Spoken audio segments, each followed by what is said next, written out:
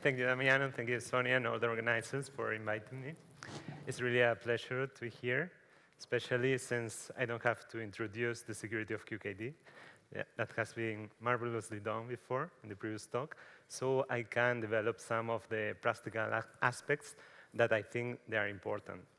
So after the previous talk, I think we can all agree that QKD is a fantastic tool. Well, it's a very nice tool. It allows us to distribute keys without relying on computational assumptions, and it gives us this long-term security, this flat line of epsilon confidence in the keys that we are distributing. There are really a lot of protocols. I wouldn't be able to enumerate all of them. And there are already many commercial devices available. So my question now, my question for you, is why is it not everywhere? What are the roadblocks that are preventing QKD to be in all of the devices, or at least on all the critical systems that are nowadays in banks, defense, security, and so on? So do you have a suspicion, idea? Anyone? Yes? I mean, everybody needs to be part of the QKD network, and that usually means you need to have a fiber access. Okay. For example, and that is a bit hard. Okay, the need of a quantum channel is something important, for instance, yes? Other ideas?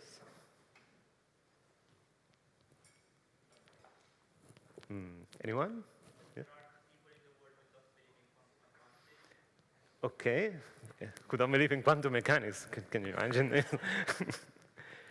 So it's difficult to convince some of the key players, right? Why would I invest in something which may be useful in 100 years? That's like from a business perspective. That's right. Okay, yeah, the business model is an important feature, yes?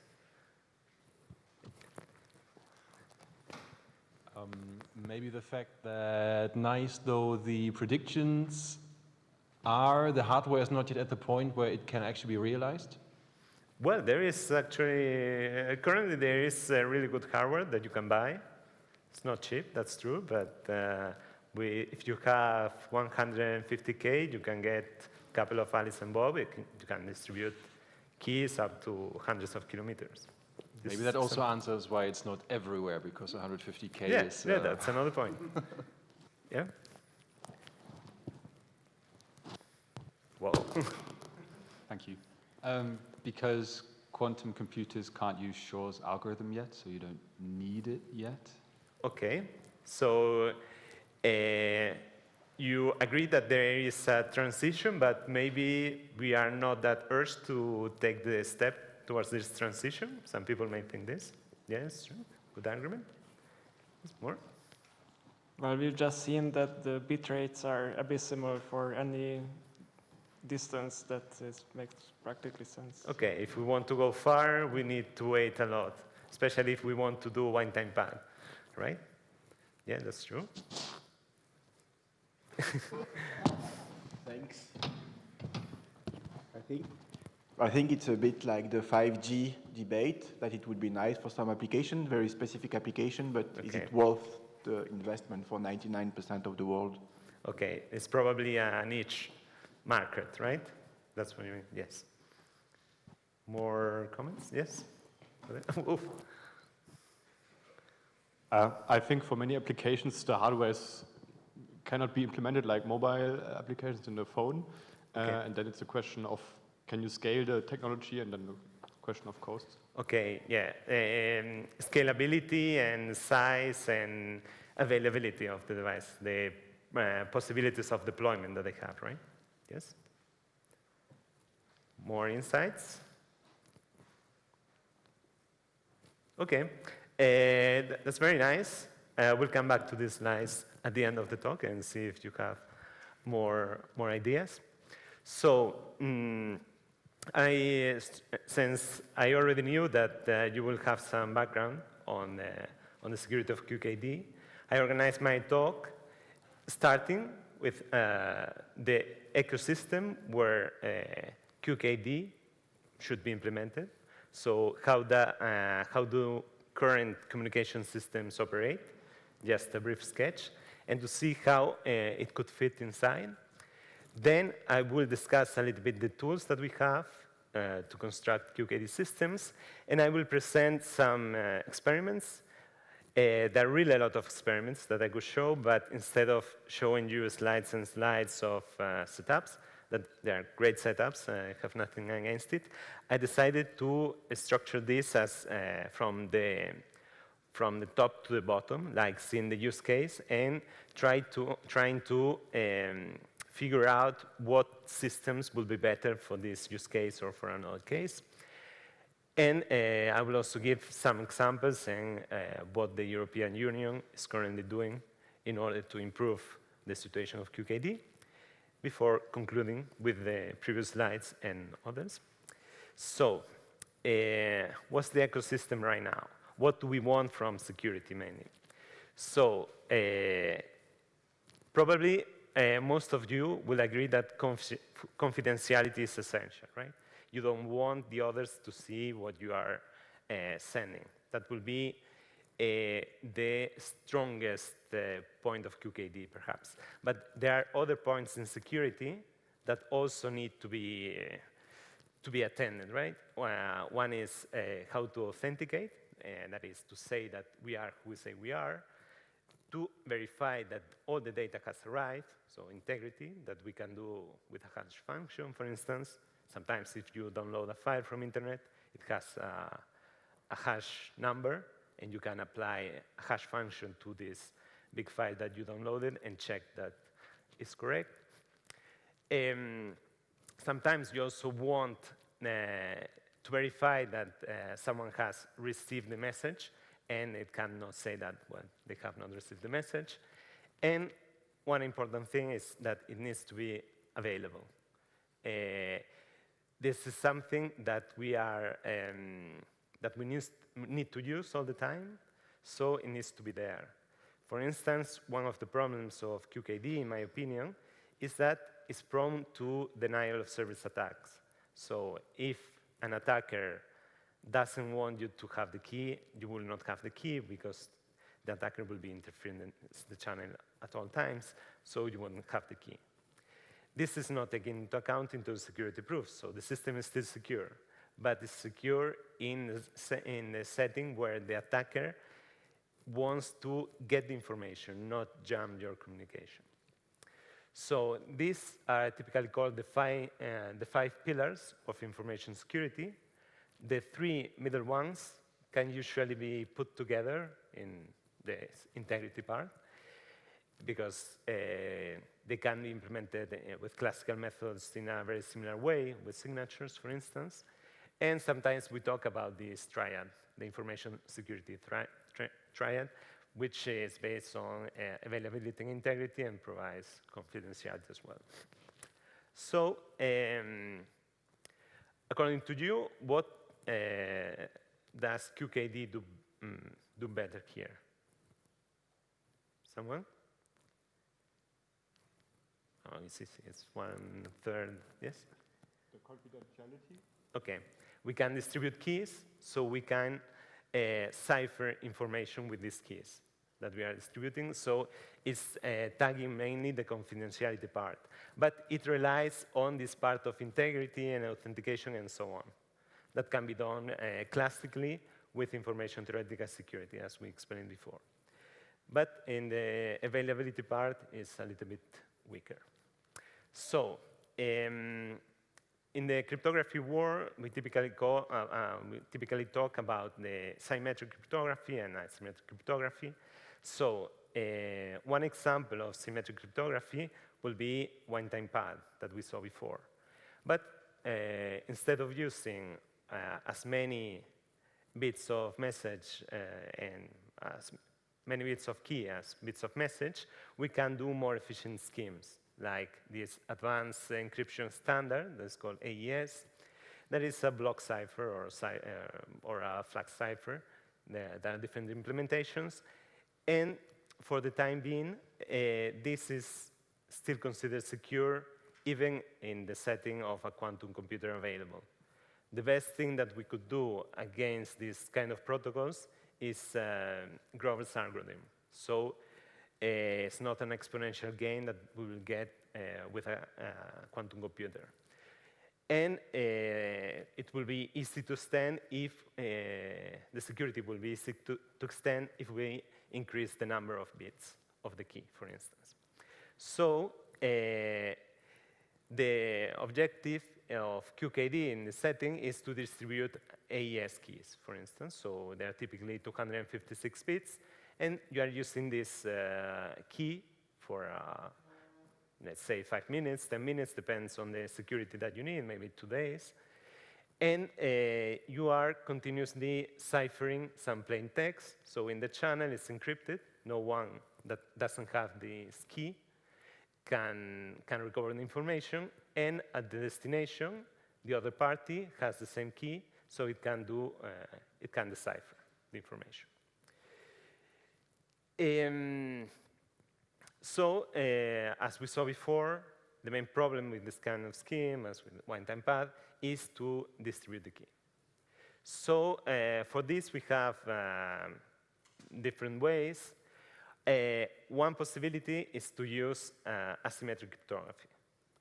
So as discussed before, the security of this kind of algorithms is computational, which is we assume that there are some mathematical functions that they're easy to do in one way if you have a secret element that we call key, but very difficult to do if you don't have it. So the users that have this key, for them it's easy to operate, but for the others it's a pain, not to say impossible. The problem, as we also discussed before, is that if a cryptographically relevant quantum computer appears, all of a sudden, all this will be broken. But there are ways to mitigate this. We will see later on. But the main idea is that in asymmetric cryptography is that the two parties, let's say that we are in a scheme with two parties, but it could be extended to more parties. Let's say that Alice generates a random number, and from this random number, there is a function that separates these numbers into a public key and a private key. So the private is kept by Alice, and the other is published in the internet or wherever. So with this, we could do very nice things. One of the things that we can do is key distribution. There is an analogy in the Wikipedia that is really nice. So we can assume that Alice and Bob start with a common paint, the yellow here, but they have a secret color, and they mix, each of them, they mix the original dye with the new dye, and they get different colors here. So in a public setting, they can exchange the colors that they got, and if they apply again their secret part, they all get the same color. So the difficulty here for an attacker will be to decompose this without knowing the colors that you have, because it's easier to mix the colors than to demix them. Again, for thermodynamics, I guess. And this is an analogy of what is called Diffie-Hellman key exchange. So this is changing the paint for mathematics. You could do this classically. But if you have someone that can undye or recover the original colors, this will not be secure. So a quantum computer will be able to do this with mathematics, so to speak. So this will be a method to distribute keys. Well, you can argue it's nice to distribute keys like this. But we have other things that we can do. We can also do encryption. That is, having the same thing that we had with AES. For instance, we have a plain text. With the public key, I apply a function. That is a function of the public key and the plain text data, and this is cipher. And it only can be decoded with the key of the, well, with the private key of the destination. So in that case, we could send a message directly to someone if we know their public key. So I know the public key of someone, I cipher the data with their public key, and only the person with the private key will be able to decrypt it. This will provide confidentiality, for instance, targeted confidentiality. This is not very efficient mathematically. It's not what's typically done, but it's for flows of data, so to say. But it's very convenient for keys, to distribute keys also like this, because the plain text could be a key that we want to distribute. So we could also do key distribution with this. It will still be computational secure, so not as good as QKD, maybe. Another thing that we can do is to do the opposite thing, like we apply the private key first, and in this case, we are kind of signing the information, because only any destination that has the public key of the signer, so to speak, will be able to apply a verifying function to know that this signature was issued by Alice in this case. Everything clear so far? So, this works very well in a particular kind of setting that is called a public key infrastructure. This is how internet works. This is a simplification. And here, we need to introduce an important concept, which is the trust. So we delegate trust in other elements of the system. For instance, when we browse through internet, we are reading certificates from here and there, well, not us, the browser, but the browser already has some root of trust that we are extending so that we know that, for instance, when we go to Google, we are really entering Google because it has some signature values that correspond to the values that we expect from a certificate authority. So let's say that we are the sender that wants to sign a message. We have the message here. We need a private key for this, as we saw before, and this needs to come from a certification authority. This certification authority plays an intermediate role so that the recipient has a trusted method to validate that the public key is the public key. So first, the certificate indicates that the public key is good, and with this public key, the recipient can verify as we did before. So this provides a lot of useful features in the internet. So it protects the private keys. It also, if there is a problem at some point, we can revoke a certificate. We can ensure that someone is who is with pinning a certificate to this point. And we can also change the keys regularly in order to make it more secure. Everything uses asymmetric cryptography, so hence again, computational security.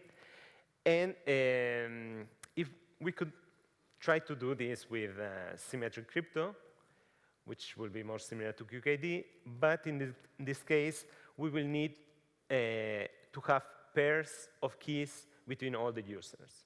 That is, Google will have to have a key with all of us, which is not very practical. So in that sense, asymmetric cryptography is very scalable compared to QKD. Okay, so in order to tackle the problem of the quantum computer, RSA, and so on, well, this is a big concern. So what's happening now is there is a big effort in finding new protocols that there are mathematical problems that are, in principle, not vulnerable to quantum computer or whatever cyber attack. So there are many proposals already. Some of them are standardized, so they are already entering the market. The problem is that this market is so huge that even changing the software can take up to 10 years, maybe. So it's something that needs to start now, even if the quantum computer is not there already, as someone said. It's something that has a lot of inertia, and we need to start it as soon as possible, so to speak. So the protocols proposed so far, this what is called PQC, or post-quantum crypto, gives two functionalities mainly. One is key distribution. They call this key exchange mechanism. So they can, with asymmetric cryptography, exchange keys, distribute keys. And also digital signature, so they can sign information. So the situation, as we see it nowadays with public key cryptography, we have the traditional ones, so to speak. Sometimes we call this classical cryptography, all this block. With the classical ones, well, they have been working for a long time. So the implementations, we know they are robust, and so on. It's something that we don't know yet for PQC. So one thing that we could do is to hybridize those, to use the two of them together, so to speak. They have the big advantage that both of them can run software, and they admit upgrades. So this raises the concept of crypto agility, which is the concept of preventing future problems, like being agile if there is a flaw found in one of the protocols. So if something fails, I can quickly switch to another method, for instance. So this is an important thing nowadays.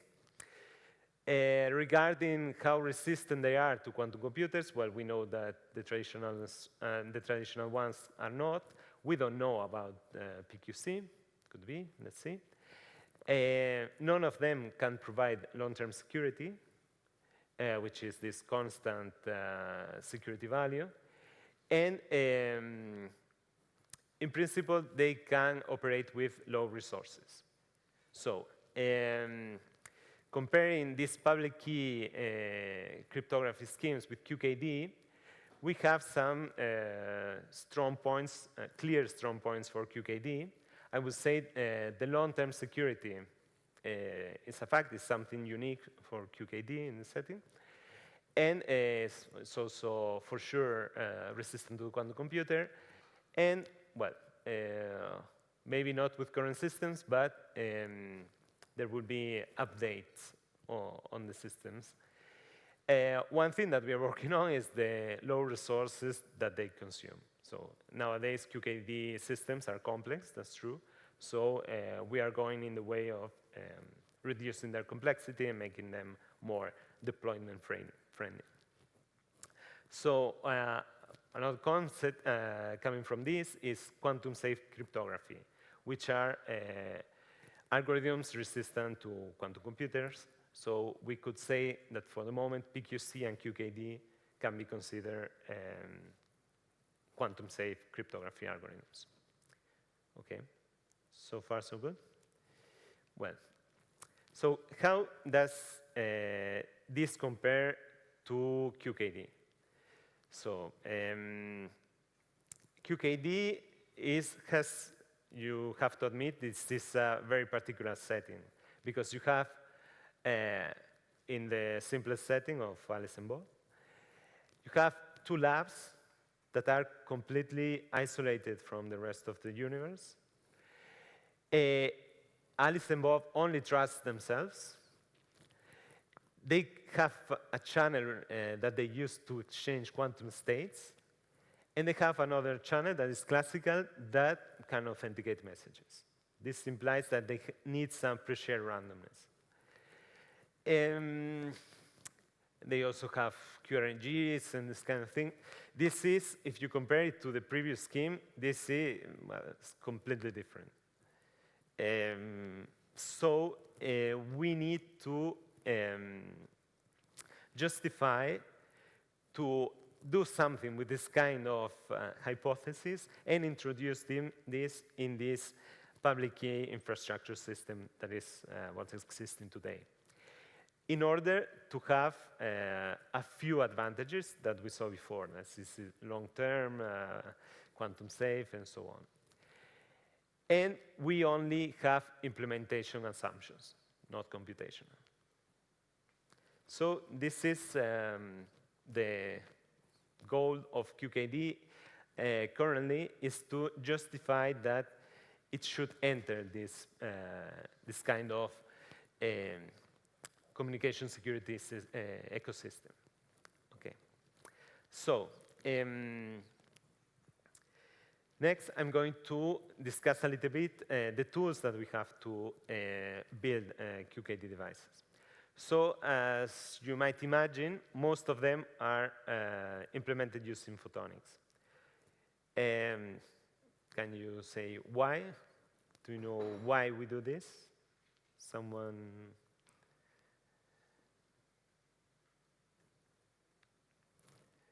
Yes? Okay, yes? Very good, yes? Okay, well, it depends. If you want to detect single photons in the infrared, maybe you need, but yes, good point. It can operate at room temperature, so to speak. Most of the setup can be at room temperature. That's what you mean. More? Hmm? Less side channels. Well, I don't know. There can be a lot of side channels, depends on the implementation. That we'll discuss about this, yes. Yes? Okay, yes. Yes? Yes, there's infrastructure already, although some of the protocols require special conditions for the channel. For instance, they require dark fibers without other information going on in the channel at the same time, but some protocols support coexistence, yes. Good point. Yes?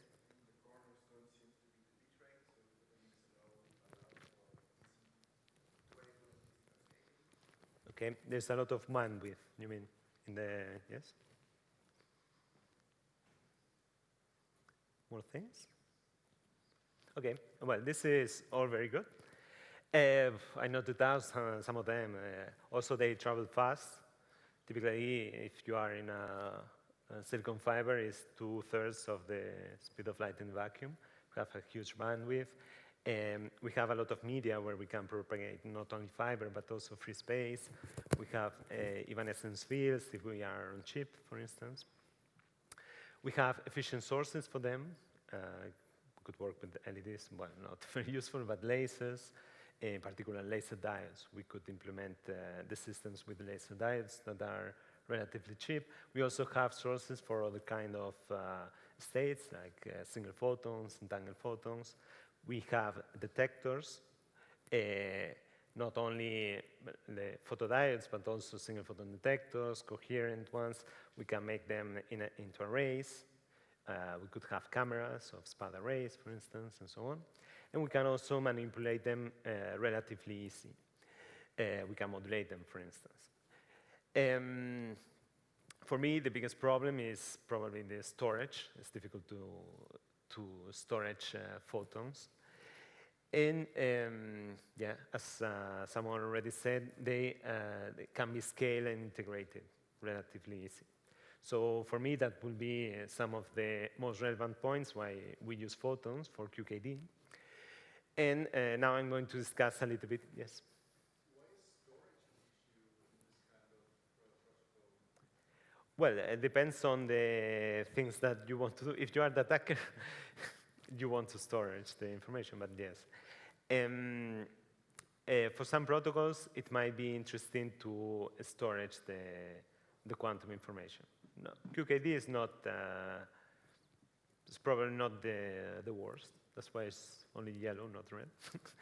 But yes, good point. More questions? Okay, so regarding the channels that we can have, remember that we need a quantum channel that can transmit quantum states. So if we are thinking about photons, the first channel that comes to mind are fibers, right? So we could have the typical optical fiber will be the single mode fiber that, with most constructions, has a minimum in the transmission coefficients at 1550 nanometers. So we can do very long fibers with ridiculous attenuation. For instance, you can get even less than 0.2 dB per kilometer. That is something, if you think about it, it's like if you have a window 100 kilometers thick and you still see something, one photon out of 100. And you can make it so thin that it's flexible. That is a remarkable achievement. But this is not the only possibility. We can make the core thicker, so we can transmit more than one mode in a multi-mode fiber, for instance. But have different kinds of multi-mode fiber. One thing that we can do is also in the same cladding. The cladding is the outer part here. In the same cladding, we could put multiple cores. So this will be a multi-core fiber, so that we can multiplex in space information. So let's say that we can parallelize, I don't know, 100 QKD sessions in the same fiber, for instance, if you want to increase the key rate, for instance. And there are also hollow core fibers. They have progressed a lot in the recent years, and they are quite promising. They find these resonance structures that transmit light with very low attenuation and very low crossing effects. And they are faster. So they use this also in finance to gain this, to approach the speed of light in the vacuum. They use this kind of fibers just to gain microseconds or something. That's great. And so this will be the typical, most of the time it will be fibers, okay? But I'm going to discuss other possibilities that, for similarity, I will discuss first waveguides, because I'm going to talk a little bit about chips. So here we have, chips are 2D, right? So we have a substrate where we do things on top, and we can change the refractive coefficient of some parts to have guidance inside the chip. And it will be very similar to a fiber at the end of the day. The drawback is that it's not elliptical or circular, it's more of a rectangle, which is not very good for polarization and these kind of things, but we can guide light here, and we can also implement devices on chip. This is how light propagates in the photonic chips. This will be a photonic integrated circuit that we did some years ago. This is a transmitter for continuous variable QKD, which is a flavor of QKD that, well, maybe I will talk a little bit about this later. But we have implemented here 3 modulators and 1 attenuator. And this is a little bit more than 1 centimeter long, for instance. This is like getting an optical table into a chip. All of this is integrated inside the chip. The problem is that here, due to many issues, is that the losses are much higher. We are talking about dBs per centimeter. In the other case, it was dB per kilometer. So it's a big change. But another interesting channel is also free space. So in fiber and chips, the losses are exponential, although the exponential coefficient is very low. they're exponential. In the case of free space, they are quadratic, and there is a point where quadratic is better than exponential. So we take advantage of this in order to do free space implementations of QKD. We can do them on land. This is a setup that we have at ICFO. This will be one of the windows at ICFO that is pointing one tower in Barcelona. In the top, I don't know if you know Barcelona, this is Collserola.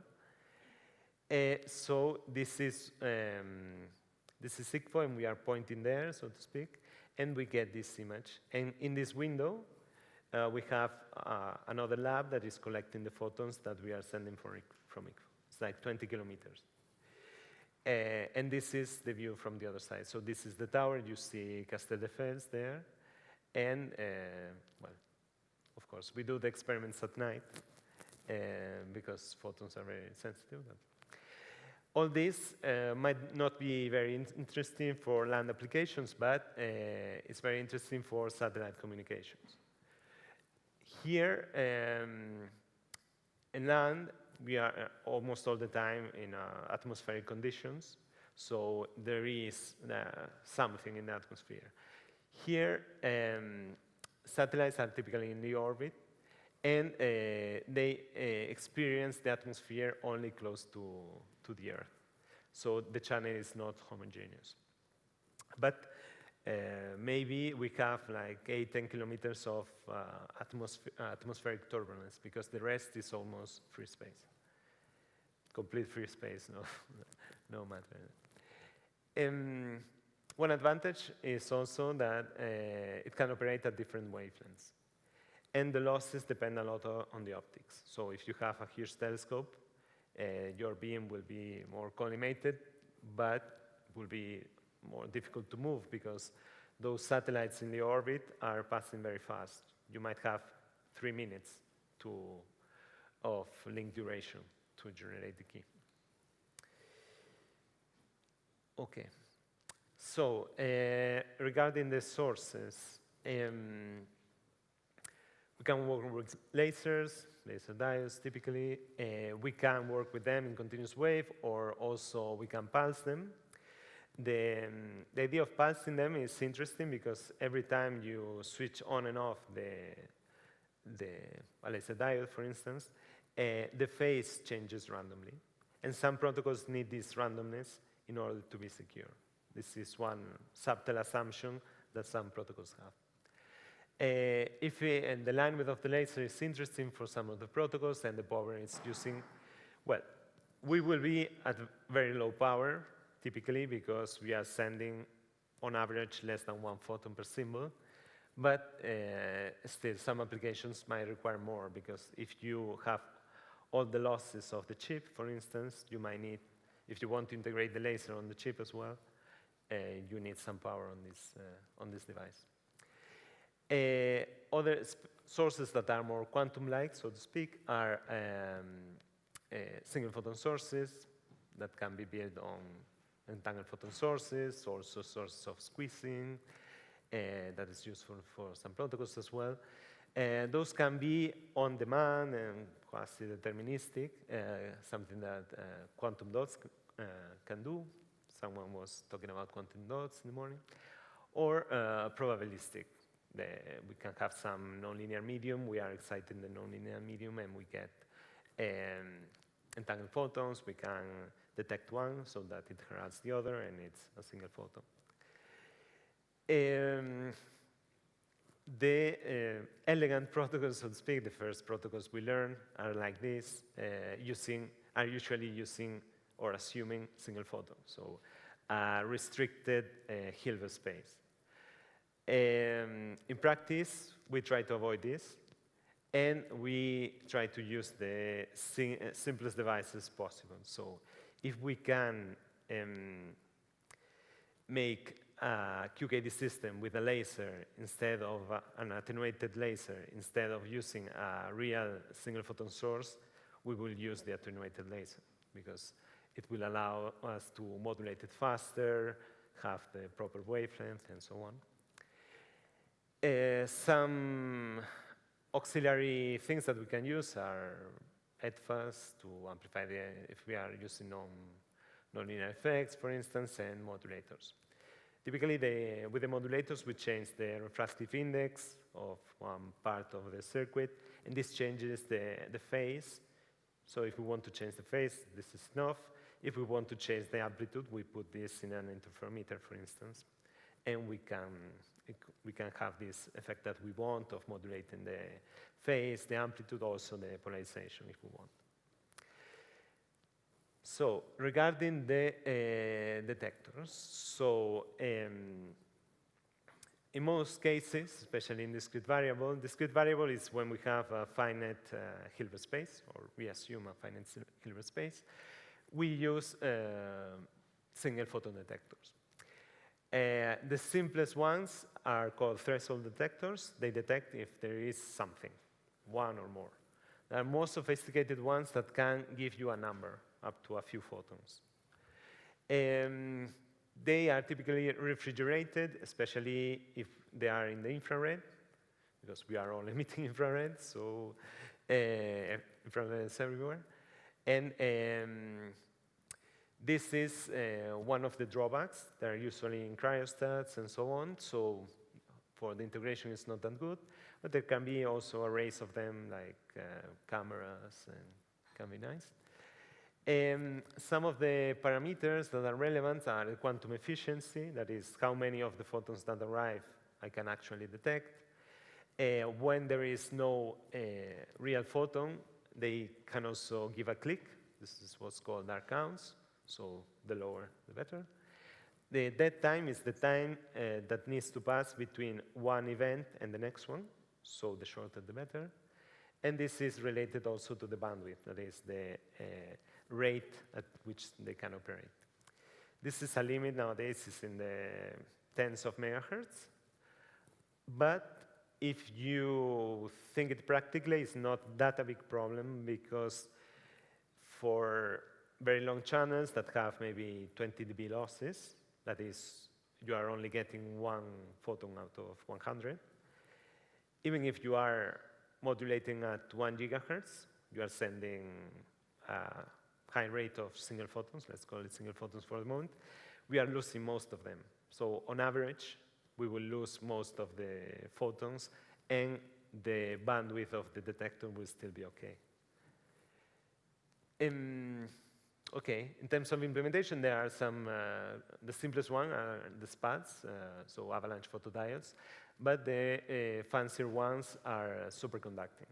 So basically, it's a wire that is in superconducting conditions, and when a photon impinges, it breaks the superconductivity, so that we can detect this current, or well, the voltage, and this marks an event. And they are very efficient and very good in most of these aspects.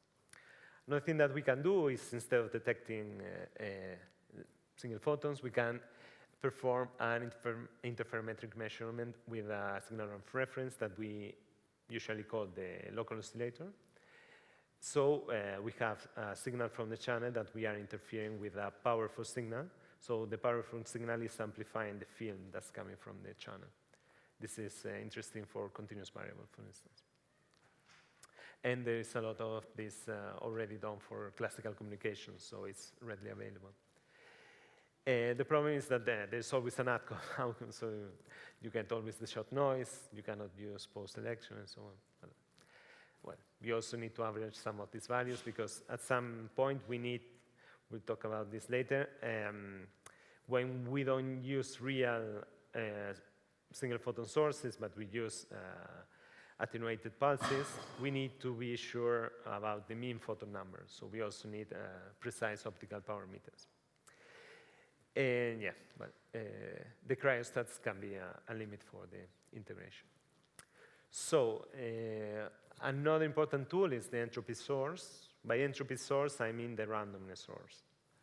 I am assuming that we are going to use a quantum random number generator. And they can be implemented also with photonics, photonic technology. They can generate nowadays rates of, with one device, in the order of gigabits per second of random bits. And well, they can be, this is something that sometimes can be accumulated in time. So even if it's not generating them in real time, it can be accumulated, so you store it for some time. And you need to control all this digitally, so this part is electronics, which is also important, but I wanted to mention it. FPGAs, I don't know if you're familiar with this, they are kind of a system to control very quickly devices using digital, well, I don't know how to say digital logic, but they can also implement some radio frequency part.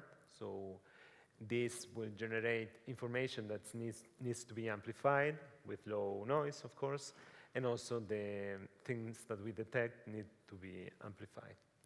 Other tools that we use typically are time taggers.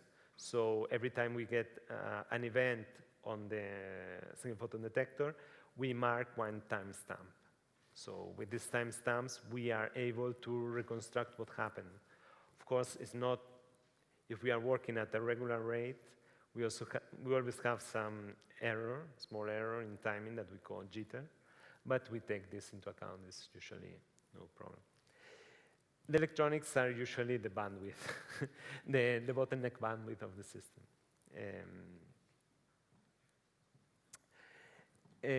So, questions so far? Good. Now, as I mentioned, I would like to show some examples going from top to bottom. So let's imagine that your boss hires you to do a QKD setup. And your boss tells you that, well, we have 2 points, Alice and Bob, that we want to link. We have dark fiber that we can use as we want. We also have a classical channel for authentication and so on. So what do you propose as protocol to do this? Yes? Yes? Perfect. You go for all classic VV84. Okay, so from what we saw this morning, well, just a few hours ago, what will be an inconvenience of VV84? And what we discussed about before, about the sources, for instance. VV84, yes, yes, sir. Well, you don't need entanglement. There is, well, in QKD, you always have, every protocol has a prepare measurement equivalent, well, prepare measurement version and an entanglement-based version. They are equivalent in a theoretical point of view. So as Ramon said, we typically use the entanglement version for security proofs, but there's a proof that says that we can always relate an entanglement version to a prepare measurement version. So the entanglement-based version of VB84 will be BBM92. We'll discuss a little bit about this later, but yeah, the simplest thing usually is prepare measurement. Yeah, that's good. But what kind of states do we need to prepare in classic VB84?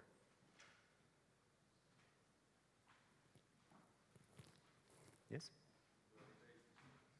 Yeah, well, in the classic one, it's polarization states, but they have one particularity. What's the Hilbert dimension of these states?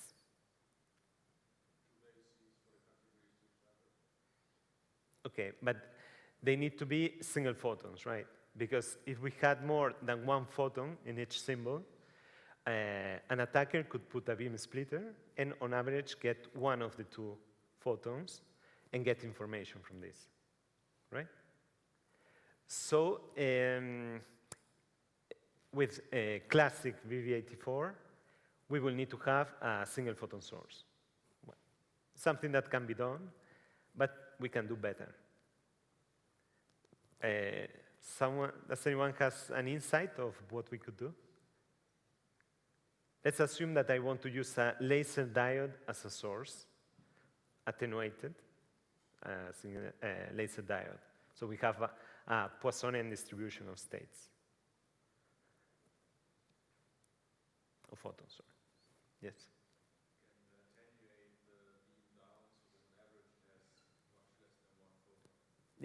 Yeah, that's the first thing that you would that you could do. But let's say that if it's almighty, she is all powerful, she could do a quantum non-demolition measurement on your symbol and realize that there are 2 photons in this. So she could do a beam splitter attack.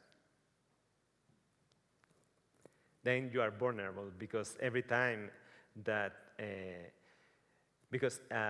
having a mean photon number means that most of the time you don't have photons. Sometimes you have photons, sometimes you have 2, sometimes you have 3, and so on. So one thing that you could do is to put decoys on this.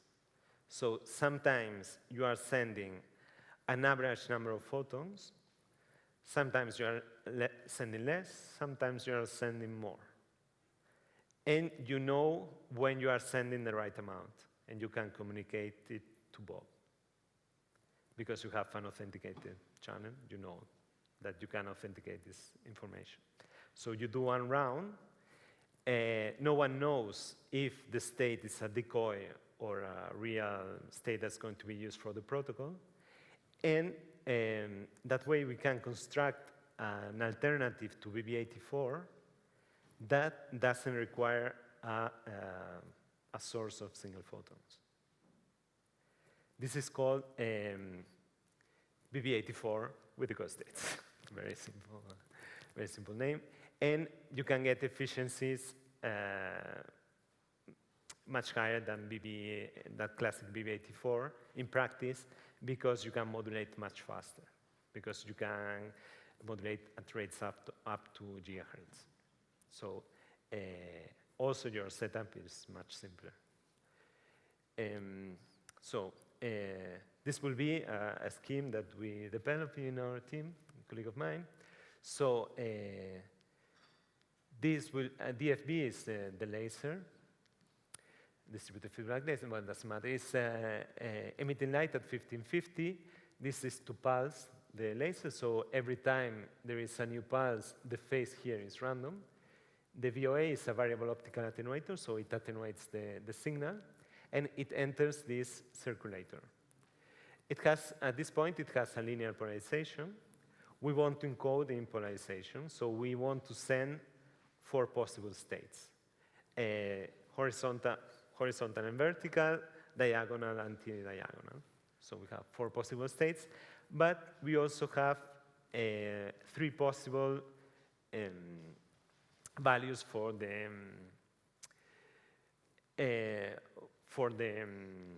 decoy. So, the modulator for the decoy is not written here because I took an old picture, but usually there is a modulator here that is modulating if the state will be a decoy or not. Enters the circulator, and here there is it enters a circulator with a shift in the polarization, so it enters at 45 degrees.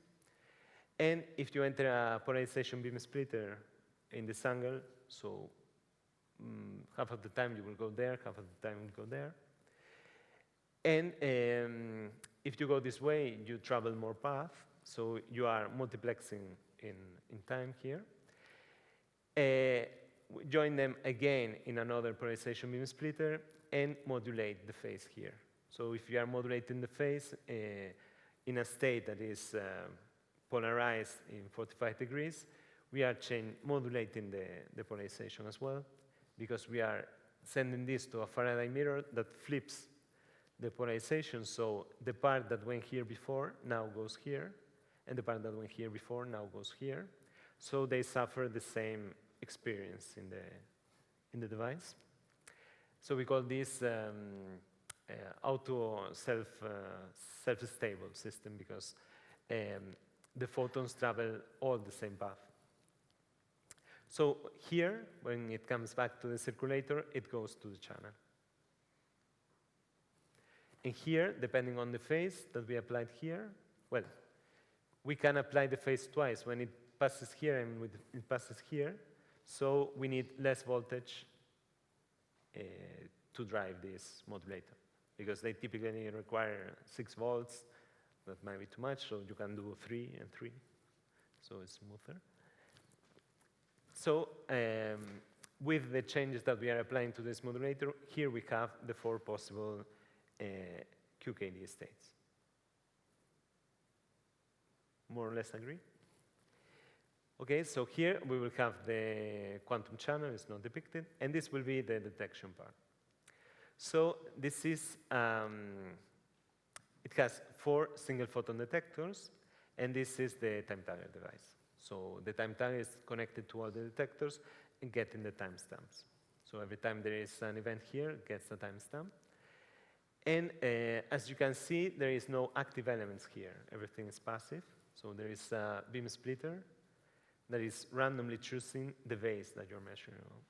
You can say that this is, for instance, the base horizontal vertical, and this is the diagonal anti-diagonal. And it's chosen randomly here. You're measuring, if you go to the right, to the correct base, you will have a correct click here or here, depending on the encoded state by Alice.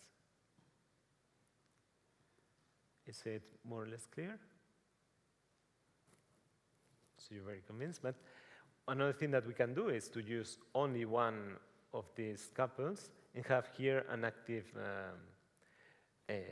polarization modulator. So we are choosing the bases and where we are projecting at each time. Okay. So here we are losing, on average, half of the photons, because half of the times the preparation base here will not coincide with the preparation, with the measurement basis. So we have this shifting that we are losing, but well, we are fine with that. Okay, questions?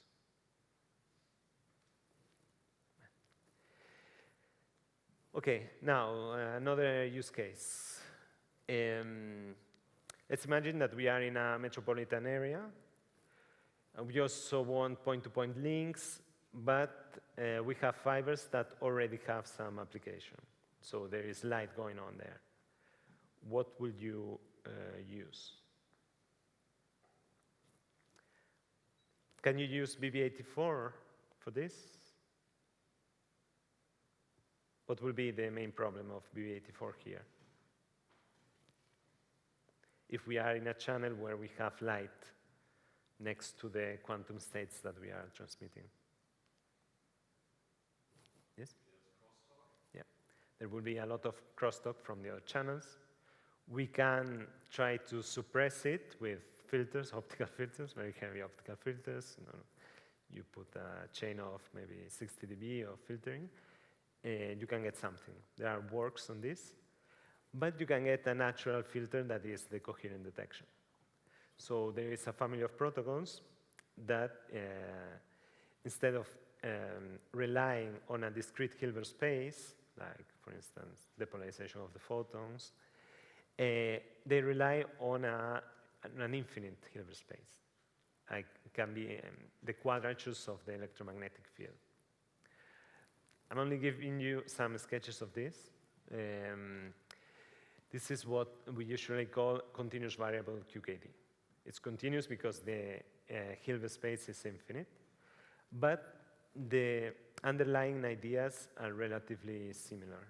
So we also have Alice and Bob. In this case, we are doing an interferometric measurement at Bob's. So Alice is preparing some states. She's also using the QRNG, preparing it with a certain distribution. The simplest case is using a Gaussian distribution. So maths are stronger there. So let's skip this. But keep in mind that it could be simplified to others. So let's say that we are sending random points in phase space. So this would represent phase space or position and momentum, or however you want to imagine this. So Alice is choosing one point from this distribution. The thing is that the height and uncertainty principle and so on, there will be some errors there when we measure. This is the shot noise linked to the measurement. So when we make, this will be a coherent state, completely coherent state. Here we don't use single photons at all. So we are interfering a coherent state with a stronger coherent state, that is the local oscillator, and it's creating an interference. We can measure then a result. We can measure either only the position, only the momentum. We can measure both. And get a result. So we get a continuum of results. Of course, in practice, there is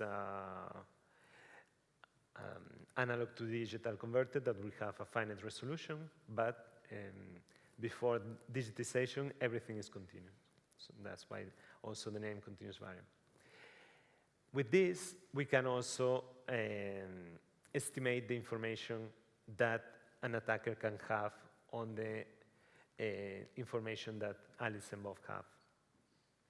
So if we have this possibility, whenever we have the possibility of estimating or putting a bound to the information that Eve has, we can do QKD. So one strong point of this scheme is that the fact of sending a coherent state that is interfering with another coherent state, this is acting as a filter for the rest of the information. Because if the line width of these lasers is narrow, they will filter out the rest of the information. So even if there is crosstalk from the other channels, we would be able to retrieve most of the information. There will be some noise, of course, but as long as the coherence time of the lasers is sufficiently long for what we are measuring, we will be able to retrieve the information. The information that Alice and Bob will have in common might be bigger than the information that Eve can have about them, so we can generate key. Yes? But what is now the difference to a normal classical optical communications channel? The difference is that you are estimating this. You are estimating what we call the excess noise. The excess noise is the information that we cannot attribute to a known source. It's a very good point, because this is exactly how classical communications, well, coherent classical communications work. So the backbone of internet has links that are like this. The thing is that they don't care if there are spies or whatever, so they're just running at very high rates. We are continuously calibrating everything. So we calibrate the power that is coming out from here, the noise that this laser is adding to the information. So if we have the average photon numbers here, we can calculate the variance of this distribution in units of excess noise, of shot noise, sorry.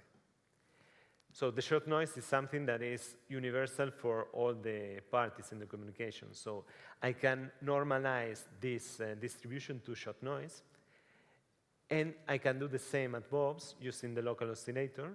So when there is no signal in the channel, I cover the signal, let's say, and let the local oscillator run. This will be my shot noise. So I can also have the units here in shot noise, so they have the same units. We can compare how much information should have arrived that has not arrived. So if I get sources of error that I cannot identify, I attribute all this to Eve, and this will be the main element that we will use to estimate the bound that Eve has. But how do you separate it, Bob? What is like the thing that you estimated wrong wrong about your channel and what is the thing that might be added by an additional E? How can you separate between... You assume that... my channel estimation is just wrong, and my channel estimation is right, and there's something which I didn't account for. Yeah, okay. There is a part where you reveal part of the information so that you can estimate this T.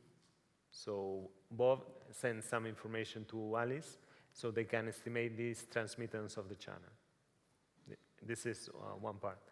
So with this estimated transmittance, you can adapt all the parameters that you assume, because you also have the variance of the distribution at Alice's.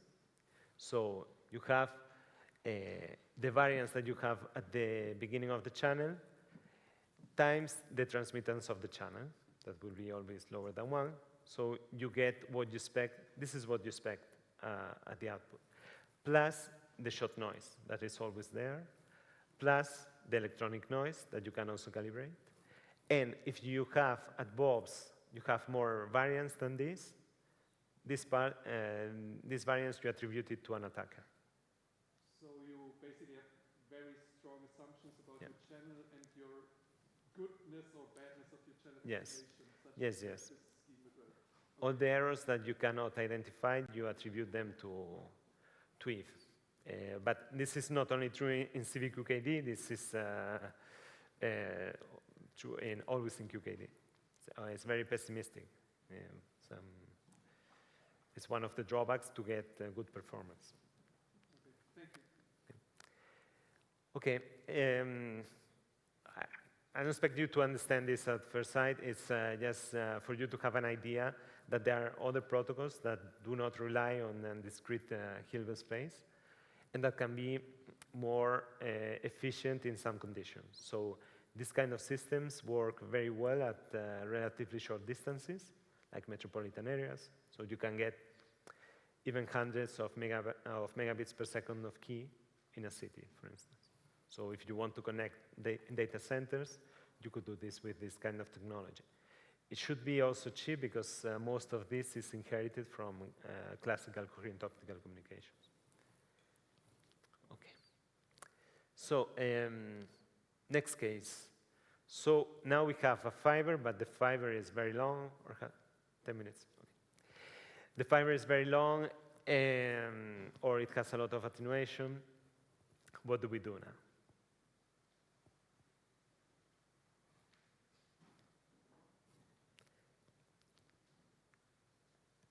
Someone talked about this in the morning. Who's working on quantum repeaters here? It's not here. But one possibility will be to use a quantum repeater, right? This will be the ideal case. This is what we want for the quantum internet. Quantum internet is a bigger concept than QKD,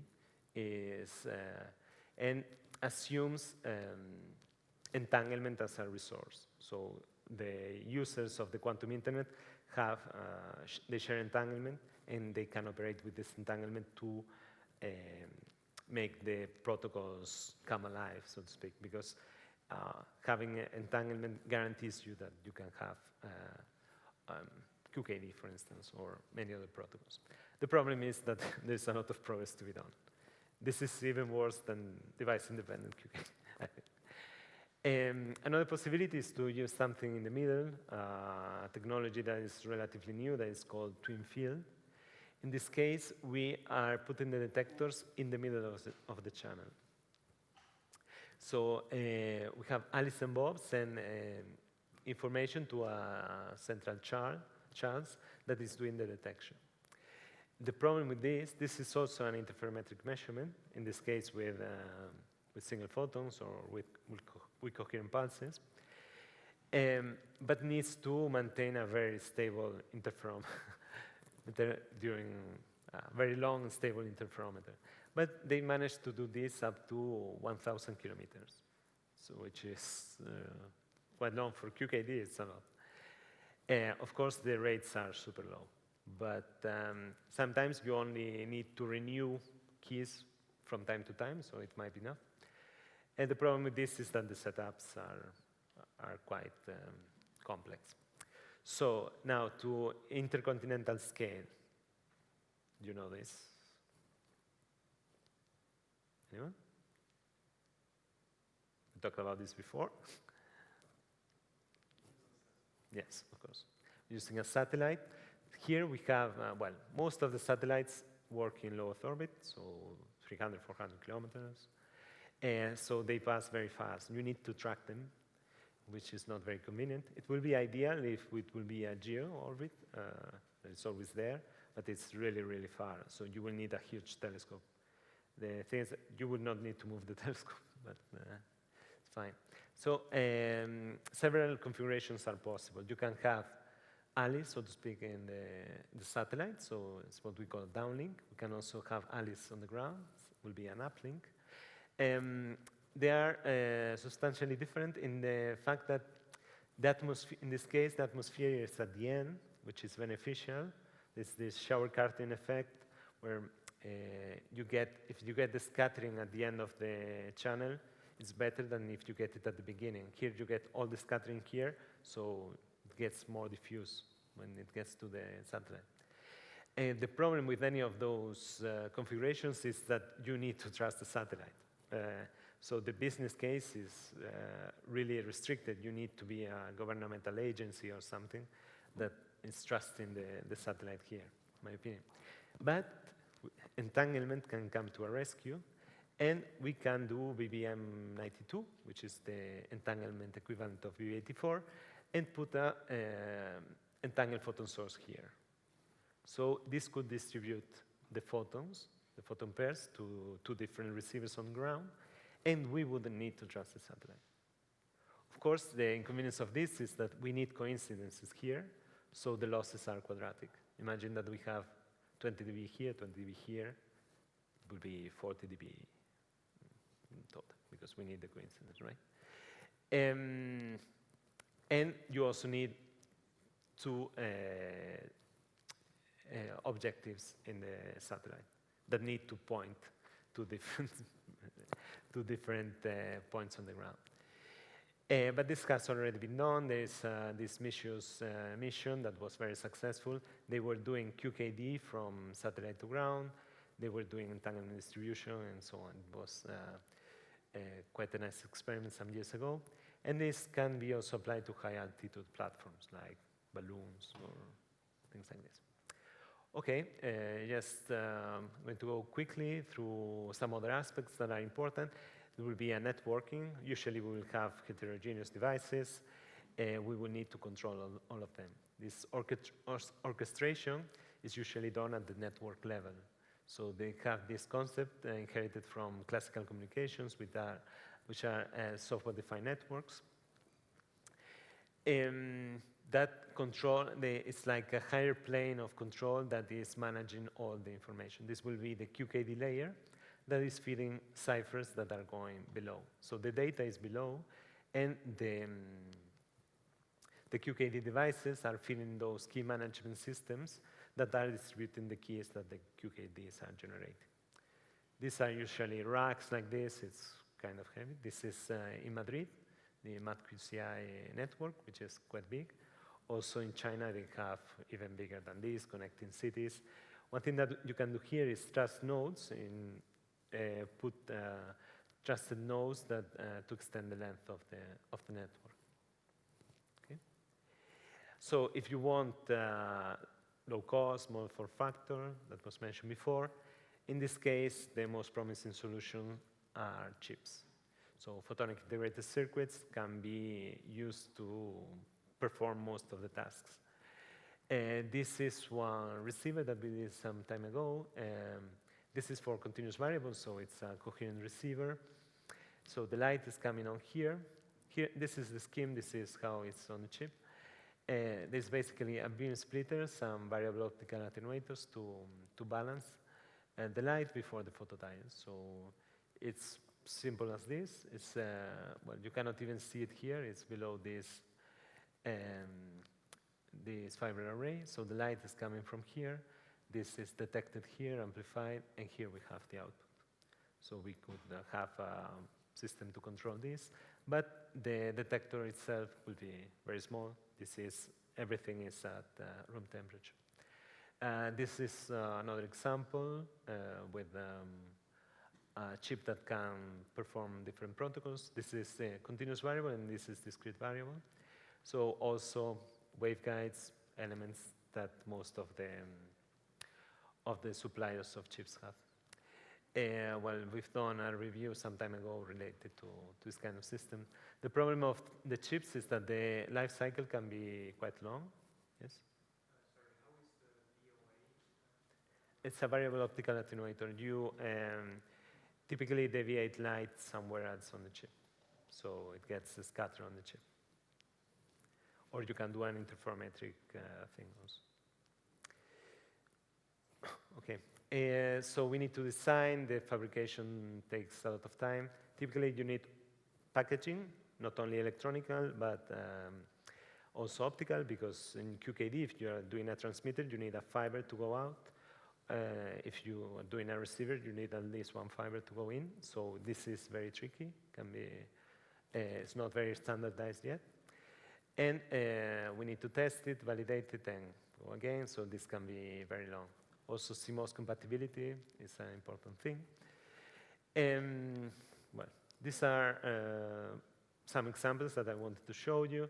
This is more or less publicity of what the European Union is doing. They are aware that a lot of things need to be done. There's some basic research going on and more infrastructure efforts like EuroQCI. This is the Quantum Internet Alliance. This is for the quantum internet with many quantum repeaters. This is another project we have with technology for QKD. This is low TRL, technology readiness level. So we are with the many devices, protocols.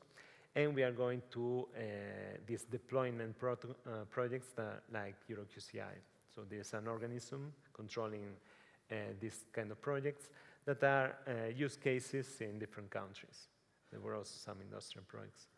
So the idea is to have an infrastructure to communicate quantum states, to use QKD and more protocols. So sometimes it's important to invest, to install new fiber, to install, if we want to use satellite, to install ground stations, to send satellites. So well, this is an example of EuroQCI Spain, some of the partners, no big deal. Also, all the countries in Europe are here. I put Australia since we are here. But these are some of the use cases that are typically considered. Usually they are niche. Well, in my opinion, they are quite niche cases. For satellite, there is the SIRIS² program. They're planning to send a QKD satellite from Europe maybe, next year. Regarding side channels, I will not have a lot of time to discuss this, but there are a lot of them. You can check this document. It's very long and detailed about possible side channels. And there is also a European project trying to establish a methodology to test them and ensure that the devices are following the instructions. Standardization is key, especially for vendors. Standardization aims to improve the access in the market and the vending capabilities, so how usable the system is. So it's something that is very needed. There are currently some efforts from typical entities like ETSI, ISO, and so on. So far, it has worked well for the interfaces, managing the keys, but there's still a lot to be done because it's very different from the classical protocols. So, if you questions till now, I would like to come back to the first slide and have a discussion here. Do you have more ideas of why is it not ubiquitous?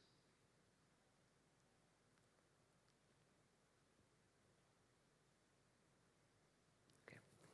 Have some points of discussion here that, that we can talk very briefly. Do you think that the distance limitation is a roadblock? We can have protocols that sustain more distance. We have satellite. There are always ways. It's not unsurmountable, in my opinion. The security rate would be if we wanted to do one-time path, but we can do ES EIS, for instance. Pre-sharing the key, for me, is a big drawback because you need to start with something. Technology readiness level, for me, it's okay. The companies are working well on this. Side channel attacks are taken care of most of the time. So new side channels are appearing, but people realize them and they take measurements. They take measures. Security proofs, this is mainly mathematical, are also improving. One important thing is the finite size effect, which is when we don't have enough statistics. This is something that is also important. The device dependent, if we don't have device independent QKD, we need to trust the device somehow. This can be a roadblock for some users. The form factor, well, let's say that photonic integrated circuits will arrive sometime. Power consumption, well, it can be a problem, for instance, if you have big cryostats and so on. So for device, for BB84 could be a problem, for instance. The cost, I think, it will decrease with time.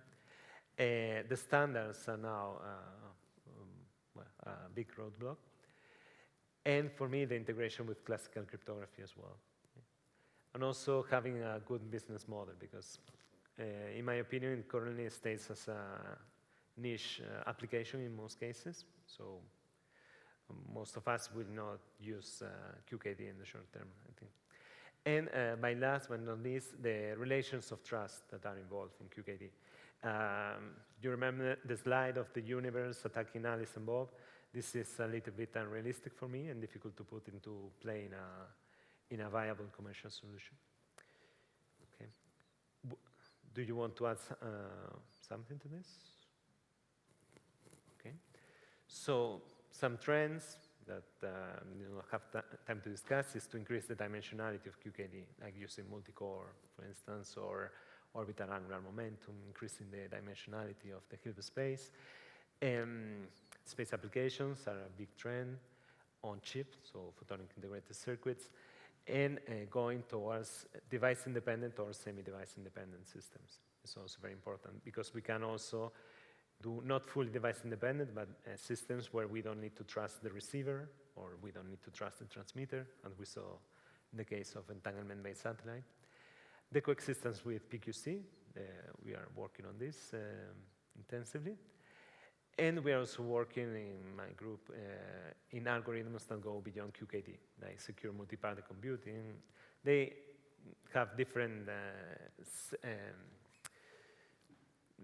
it's a different trust environment, so to speak, and can have also very interesting applications.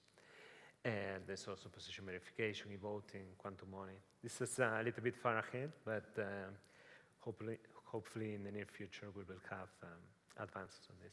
And they can be practical, as QKD is practical today at least. Okay, and I think I've already run out of time, so I thank you for your attention, but if you have questions, go ahead.